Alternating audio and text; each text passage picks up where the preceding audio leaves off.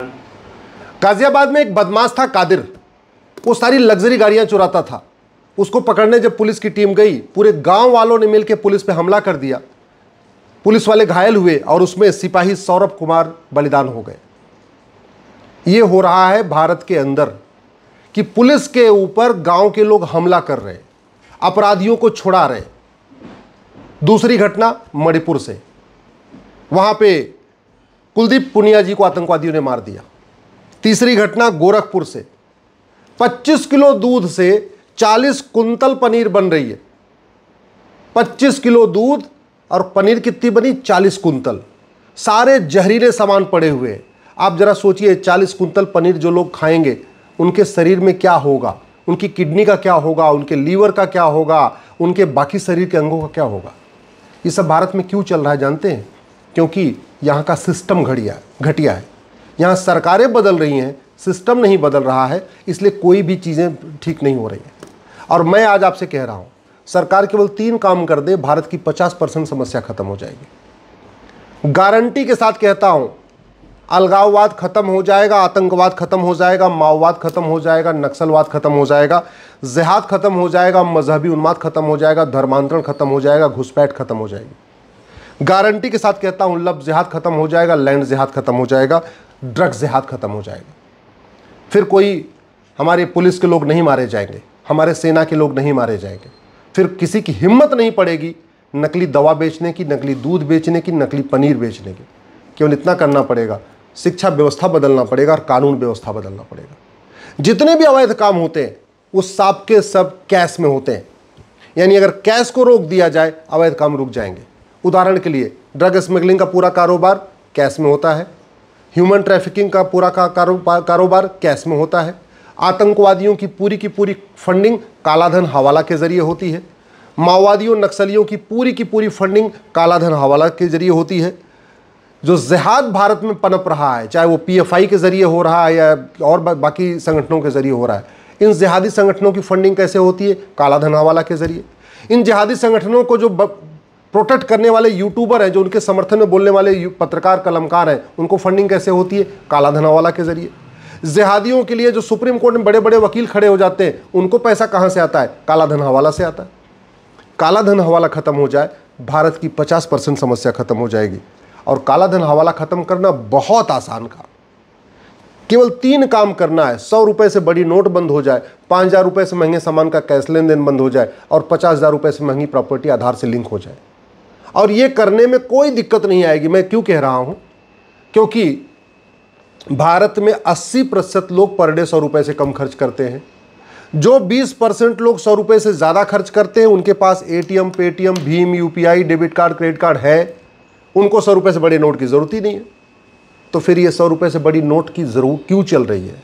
100 रुपये से बड़ी नोट बंद करते ही आपका कालाधन 50% खत्म हो जाएगा, आपका हवाला कारोबार खत्म हो जाएगा। क्योंकि पूरी दुनिया का ये सिस्टम है, जितनी बड़ी नोट होती उतना ज़्यादा कालाधन होता है, जितनी बड़ी नोट होती उतना ज़्यादा हवाला होता है, जितनी बड़ी नोट होती है उतना ज़्यादा भ्रष्टाचार होता है, और जिस देश में जितना ज़्यादा कालाधन हवाला भ्रष्टाचार होता है उतनी ज़्यादा अराजकता होती है। ऐसे ही जब हमारे पास इस समय हर घर में बैंक खाते हैं, सबके पास मोबाइल है, तो फिर कैश लेन देन को रोकने में कोई दिक्कत नहीं है। जिस भी सामान की एमआरपी 5,000 रुपये से ज़्यादा है, या बिजली बिल 5,000 रुपये से ज़्यादा है, या कोई भी चीज़ जो 5,000 रुपये से ज़्यादा जहां बिल जनरेट हो रहा है, अगर उस पर कैश लेन देन रोक दें तो अपने आप 25% बाकी अपराध और कम हो जाएंगे। इस समय भारत की जनसंख्या 150 करोड़ है और 130 करोड़ आधार बना हुआ है, यानी ऐसा कोई घर नहीं है जिस घर में 4-5 आधार नहीं है। अगर हम प्रॉपर्टी को आधार से लिंक कर दें तो अपने आप बेनामी लेन देन अपने आप रुक जाएगा, कालाधन का खेल अपने आप में रुक जाएगा। और जैसे ही कालाधन हवाला भ्रष्टाचार खत्म हुआ, बाकी जो भारत विरोधी गतिविधियां हैं अपने आप दम तोड़ देंगे। आप वैसे भी देख लीजिए, अल्टीमेटली घुसपैठिए कैसे आते हैं? बाहर से फंडिंग होती है। घुसपैठियों की मदद जो कौन करता है? वो पैसे लेके करते हैं। घुसपैठिए आधार बनवाते हैं, राशन कार्ड बनवाते हैं, ड्राइविंग लाइसेंस बनवाते हैं, बर्थ सर्टिफिकेट बनवाते हैं, वोटर आईडी बनवाते हैं। सब कुछ डॉक्यूमेंट कैसे बनाते हैं? पैसा लेके, बनाने वाले पैसा लेके बनाते हैं। आज ही खबर आई है उत्तर प्रदेश में, रायबरेली में, उत्तर प्रदेश में जहां बाबा जी की सरकार है, वहां रायबरेली में हजारों की संख्या में निवास प्रमाण पत्र फर्जी बन गए। इसके पहले रायबरेली में लगभग 1 लाख जन्म प्रमाण पत्र बन गया था। कैसे बनता है? सब 2-2 हज़ार रुपये में बन रहा है, 2-2 हज़ार में बन रहा है। इसलिए मैं कह रहा हूँ हमारी भारत की आंतरिक सुरक्षा के लिए जो सबसे बड़ा खतरा है वो भ्रष्टाचार है। फर्जी पासपोर्ट, फर्जी आधार, फर्जी राशन कार्ड, फर्जी ड्राइविंग लाइसेंस, फर्जी वोटर आईडी, फर्जी बर्थ सर्टिफिकेट, सब कुछ इसी से बन रहा है। तो भारत की अगर कानून व्यवस्था बदल दिया जाए तो भारत में जो पुलिस वालों की हत्या हो रही है, हत्या बंद हो जाएगी। नक्सलवाद, माओवाद खत्म हो जाएगा तो जो हमारे सीआरपीएफ के जवान मारे जा रहे हैं वो अपने आप बंद हो जाएगा। जिहादियों की फंडिंग बंद हो जाएगी, जिहाद रुक जाएगा। जिहाद रुक जाएगा तो हमारे जो बीएसएफ के जवान मारे जाते हैं वो बंद हो जाएगा। जैसे ही आपका अलगाववाद बंद हुआ, कट्टरवाद बंद हुआ, माओवाद, नक्सलवाद बंद हुआ, तो जो बहुत सारी बहन बेटियों का सुहाग उजड़ता है, हमारे पुलिस के जवानों का, बीएसएफ के जवानों का, सीआरपीएफ के जवानों का, वो सुहाग उजड़ना बंद हो जाएगा। जो उनका सिंदूर उजड़ रहा है वो उजड़ना बंद हो जाएगा। करना क्या पड़ेगा? कानून बदलना पड़ेगा। सबसे पहले आपको ये प्रिवेंशन ऑफ करप्शन एक्ट को बदलना पड़ेगा। 1988 में बना था, महा सड़ा हुआ कानून, महा घटिया कानून। ऐसा घटिया सड़ा हुआ कानून है। 70,000 करोड़ का कॉमनवेल्थ घोटाला हो गया, 1,76,000 करोड़ का 2G घोटाला हो गया, 1,86,000 करोड़ का कोयला घोटाला हुआ। किसी एक भी भ्रष्टाचारी की न 100% प्रॉपर्टी जब्त हुई, न नागरिकता खत्म हुई, न उसको आजीवन कारावास फांसी हुआ। आज भी माओवादियों को, मिशनरियों को, जिहादियों को 50,000 करोड़ से ज़्यादा की फंडिंग आ रही है। मेरी PIL चल रही है यूनिफॉर्म बैंकिंग कोड के ऊपर, आप लोग गूगल करिएगा uniform banking code Ashwini Upadhyay. 50,000 crore हर साल विदेशी फंडिंग आ रही है इस घटिया कानून के जरिए। और ये कानून कांग्रेस ने इसीलिए बनाया ही था, भारत को बर्बाद करने के लिए। विदेशी जो फंडिंग आती है वो भारत विरोधी काम करने के लिए आती है, भारत का उत्थान करने के लिए, भारत को विश्वगुरु बनाने के लिए या भारत को परम वैभव पे ले जाने के लिए विदेशी फंडिंग नहीं आती है। विदेशी फंडिंग आती है भारत में जातिवाद का जहर घोलने के लिए, भाषावाद का जहर घोलने के लिए, क्षेत्रवाद का जहर घोलने के लिए। और जितने ये जहर घोलने वाले, सबके घर में NGO बने हुए हैं। किसी के बाप के नाम पे NGO है, किसी की माँ के नाम पे NGO है, किसी की बीबी के नाम पे NGO है। ये सारे NGO बनवा के विदेशी फंडिंग लेते हैं और अगड़े पिछड़े की लड़ाई कराते हैं। कभी ब्राह्मण बनाम क्षत्रिय कराएंगे, कभी क्षत्रिय बनाम यादव कराएंगे, आपस में बांटते रहते हैं। तो जब तक ये फंडिंग नहीं बंद होगी तब तक जातिवाद, भाषावाद, क्षेत्रवाद खत्म नहीं होगा। भारत में चाहे वो मिशनरियाँ हैं, चाहे वो जिहादी संगठन है, चाहे वो घुसपैठिए हैं, चाहे वो मनी लॉन्ड्रिंग करने वाले हैं, चाहे ह्यूमन ट्रैफिकिंग करने वाले, सारा का जो लेन देन चलता है हवाला के जरिए चलता है। तो 100 रुपये से बड़ी नोट बंद हो जाए, 5,000 रुपये से महंगे सामान का कैश लेन देन बंद हो जाए और हवाला विरोधी ये कानून जो सड़ा हुआ घटिया कानून, इसको बदल दिया जाए, हवाला कारोबार रुक जाएगा। हवाला कारोबार रुक जाएगा, अपने आप भारत सुरक्षित हो जाएगा। ये है ब्लैक मनी एक्ट, घटिया, सड़ा हुआ कानून। ऐसे लगता है AC के कमरे में बैठ के बनाया गया था। कानून बनाते समय देखा भी नहीं था कि सिंगापुर में क्या कानून है ब्लैक मनी के ऊपर, अमेरिका में ब्लैक मनी के ऊपर क्या कानून है, या जापान में ब्लैक मनी के ऊपर क्या कानून है। बैठे बैठे बना दिया। ऐसे लगता है कमरे में बैठे 4 आदमी बैठे और बैठ के बना दिया, देखा भी नहीं बाहर क्या चल रहा है। जब तक ये सड़ा हुआ कानून नहीं बदलेगा, ब्लैक मनी बंद नहीं होगी, काला कारोबार नहीं बंद होगा, और काला कारोबार नहीं बंद होगा तो भारत सुरक्षित नहीं रहेगा और भारत में जो अच्छे लोग हैं वो भारत से पलायन करते रहेंगे। यह है बेनामी प्रॉपर्टी एक्ट। आज तक बेनामी लेन देन रुका नहीं है। अगर बीमारी ठीक नहीं हो रही तो दवाई बदलना चाहिए। अगर बेनामी लेन देन रोक नहीं लग रहा है तो करना क्या चाहिए? इस कानून को बदलना चाहिए। दुर्भाग्यवश बेनामी लेन देन भी नहीं रुक रहा है और हम कानून भी नहीं बदल रहे। जब तक कानून नहीं बदलेगा तब तक व्यवस्था नहीं बदलेगी। हमने बना दिया नेशनल सिक्योरिटी एक्ट। किस लिए बनाया? कि जो राष्ट्र की सुरक्षा के लिए खतरा है उससे निपटे गए। लेकिन दिमाग जरा देखिए, आज तक राष्ट्र की सुरक्षा के लिए क्या खतरा है इसमें कहीं लिखा ही नहीं।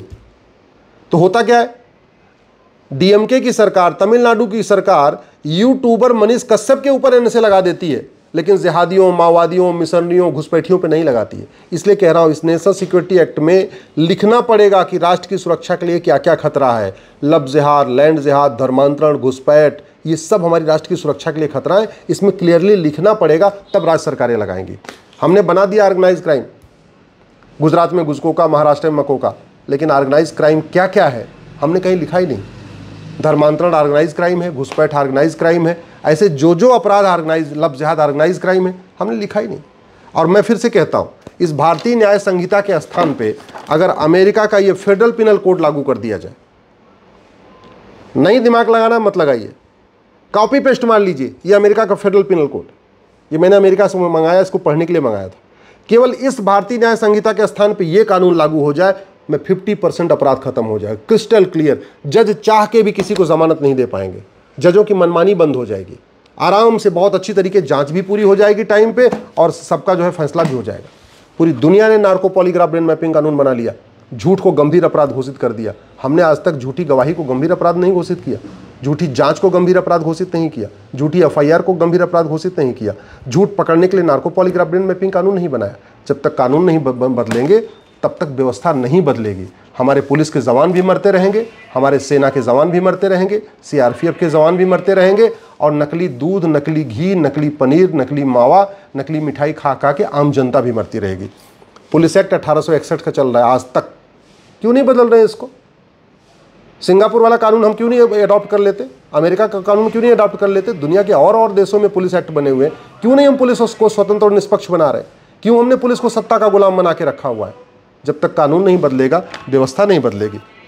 लोग फर्जी कॉन्ट्रैक्ट से परेशान होकर आत्महत्या कर रहे हैं और फिर भी ये फर्जी कॉन्ट्रैक्ट देखिए 1872 का है, आज भी चल रहा है 1872 कानून। सोचिए, चंद्रमा पे पहुंच गए, अग्नियान, सूर्ययान, मंगलयान बना लिया, सूर्य पे जाने की तैयारी चल रही है, लेकिन कानून 1872 वाला चल रहा है, जिसके कारण बहुत सारे बिजनेसमैन आत्महत्या कर लेते हैं इस घटिया कानून के कारण। वंदे मातरम का अपमान किया जा रहा है, क्यों? 1971 का कानून महा घटिया, महा सड़ा हुआ है। इसमें हमने वंदे मातरम को न राष्ट्रगान घोषित किया, न राष्ट्रगीत घोषित किया, न इसकी कोई म्यूजिक बनाया, न कोई प्रोटोकॉल बनाया। तो जब देखो तब लोग वंदे मातरम का अपमान करते रहते हैं। जंगलों पे कब्जा होता जा रहा है, क्यों? 1927 का कानून चल रहा है। सोचिए जरा, कहां से कहां पहुंच गए। कानून 1927 का, फॉरेस्ट एक्ट 1927 आपको दिख रहा होगा, ये कानून चल रहा है, आज भी चल रहा है। भारत की एकता अखंडता की रक्षा के लिए हमने यूएपीए बना दिया, अनलॉफुल एक्टिविटी। लेकिन अनलॉफुल एक्टिविटी क्या है इसमें हमने लिखा ही नहीं। लब जिहाद अनलॉफुल एक्टिविटी है, ड्रग जिहाद अनलॉफुल एक्टिविटी है, लैंड जिहाद अनलॉफुल एक्टिविटी है, घुसपैठ अनलॉफुल एक्टिविटी है, धर्मांतरण अनलॉफुल एक्टिविटी है, कहीं लिखा ही नहीं है। नतीजा क्या है? यूएपीए लग ही नहीं रहा है। यूएपीए केवल आतंकवादियों पे लग रहा है, जबकि आतंकवाद से ज़्यादा खतरा हमारे लिए लब जिहाद, लैंड जिहाद, ड्रग जिहाद, घुसपैठ जिहाद, धर्मांतरण जिहाद, जनसंख्या जिहाद है। आतंकवादियों से सेना लड़ लेगी। भारत के अंदर जो जिहाद चल रहा है इसके लिए तो कानून बनाना पड़ेगा। कानून ही लड़ेगा ना, व्यक्ति तो नहीं लड़ सकता। हमने कानून बदला ही नहीं। रिप्रेजेंटेशन ऑफ पीपल एक्ट ऐसा बना दिया है, गुंडे, बदमाश, मवाली, अनाड़ी, माफिया, शराब बेचने वाले, अय्यासी करने वाले, ये सांसद बन रहे हैं, विधानसभा विधायक बन रहे हैं, पार्षद बन रहे हैं, प्रधान बन रहे हैं। क्यों? कानून 1950-51 वाला चल रहा है। अंग्रेज बना के गए थे, हमने उसको बदला नहीं। मुझे समझ में नहीं आता, कानून बदलने में कोई लागत नहीं आती, फिर कानून हम क्यों नहीं बदल रहे? 6 करोड़ घुसपैठिए आ गए, क्यों? 1946 वाला कानून, महा सड़ा हुआ कानून, महा घटिया कानून, पूरी दुनिया में इससे घटिया कानून कोई नहीं है। 6 करोड़ घुसपैठिए आ चुके हैं, पूरी भारत को बर्बाद करने पे तुले हुए, इसके बाद भी कोई चिंता नहीं है। राइट टू एजुकेशन एक्ट बना दिया, फिर भी हमने मदरसे नहीं बंद किए, हमने मिशनरी स्कूल नहीं बंद किए, हमने मैकाले सिस्टम नहीं बंद किया, हमने मॉन्टेसरी सिस्टम नहीं बंद किया। अरे भारत में अगर गुरुकुल वैदिक शिक्षा व्यवस्था नहीं लागू होगी तो क्या पाकिस्तान उसको लागू करेगा? क्या जापान में गुरुकुल वैदिक शिक्षा व्यवस्था लागू होगी? या बांग्लादेश गुरुकुल शिक्षा व्यवस्था लागू करेगा? ये हमें अधिकार है। हम क्यों नहीं राइट टू एजुकेशन को राइट टू इक्वल एजुकेशन बना देते हैं और भारत में एक समान शिक्षा लागू करते कि चाहे गरीब हो अमीर, किताब एक होगी? क्यों हम एजुकेशन माफियाओं के हवाले हमने पूरा शिक्षा मंत्रालय कर दिया है? क्यों? जब तक कांस्टेबल और कप्तान के बच्चे की किताब एक नहीं होगी, जब तक क्लर्क और कलेक्टर के बच्चे की एक किताब नहीं होगी, जब तक मजदूर और मालिक के बच्चे की एक किताब नहीं होगी, तब तक सामाजिक समरसता नहीं आएगी, तब तक दलितों का उत्थान नहीं होगा। दलितों का उत्थान करना है, सबसे पहले समान शिक्षा लागू करना पड़ेगा। अल्पसंख्यक मंत्रालय बना दिया, अल्पसंख्यक आयोग बना दिया। अल्पसंख्यक कौन है पता ही नहीं है। क्यों नहीं अल्पसंख्यक हम डिफाइन कर देते? अरे अल्पसंख्यक सैकड़ों में होगा, हज़ारों में होगा, कुछ लाख जो हो उसको अल्पसंख्यक कहेंगे, जिसकी जनसंख्या करोड़ों में है उसको अल्पसंख्यक कहेंगे क्या? क्यों नहीं इसमें अल्पसंख्यक हम डिफाइन कर रहे हैं? इस नकली दवाओं के कारण हज़ारों लोग मर रहे हैं। क्यों मर रहे हैं? 1940 का कानून महा घटिया है, महा सड़ा हुआ है। आज तक इसको बदलने पर चर्चा नहीं हो रही है। जासूसी चल रही है, ज़बरदस्त जासूसी हो रही है, हज़ारों की संख्या में जासूस पकड़े जाते हैं। क्यों पकड़े जाते हैं और कुछ क्यों बंद क्यों नहीं हो रही है? 1923 का ऑफिसर सेक्रेट एक्ट है, इसमें जासूसों को अधिकतम 3 साल की सज़ा होगी या जुर्माना, मैक्सिमम 3 साल या जुर्माना। यानी कोई बड़ा वकील आ गया, कोई भूतपूर्व कानून मंत्री टाइप का वकील आ गया तो वो कुछ जुर्माना देकर छुड़ा लेगा। क्यों नहीं इस कानून को बदल रहे? कितने जासूस भारत में एक्टिव हैं, पैसे के लिए जासूसी कर रहे हैं। और सबसे बड़ी बात ये, हमारी युवा पीढ़ी बर्बाद हो रही है, नशेड़ी बन रही है, गांव के गांव नशेड़ी होते जा रहे हैं। अब तो ड्रग के ज़रिए कन्वर्जन कराया जा रहा है। क्यों नहीं हम नशा तस्करों को फांसी देने के लिए कानून बना रहे हैं? क्यों नहीं हम नशा तस्करों के 100% प्रॉपर्टी जब्त करने के लिए कानून बना रहे हैं? क्यों नहीं हम नशा तस्करों की नागरिकता खत्म करने के लिए कानून बना रहे हैं? ये नागरिकता वाला कानून बना तो दिया हमने, 1955 में नेहरू जी ने बनाया था। ऐसा सड़ा हुआ कानून बनाएगा, आज तक किसी की नागरिकता खत्म ही नहीं हुई, न किसी जासूस की, न गद्दार की, न माओवादी की, न नक्सली की, न जिहादी की, किसी की नागरिकता खत्म नहीं हुई। ऐसे सड़े हुए कानूनों को जब तक नहीं बदला जाएगा, न भारत सुरक्षित होगा, न भारत सबल होगा, न भारत विश्वगुरु बन पाएगा, न भारत आत्मनिर्भर हो पाएगा, न भारत विकसित हो पाएगा, न भारत परम वैभव को प्राप्त हो पाएगा। सिस्टम बदलना पड़ेगा। सरकार बदलने से व्यवस्था नहीं बदलती है, व्यवस्था बदलने से समाज बदलेगा, और समाज बदलेगा तब हमारे जो पूर्वज थे, गुरु गोलवलकर जी, डॉक्टर हेगडेवार जी, बाबा साहब अम्बेडकर, तब उनका सपना साकार हो पाएगा।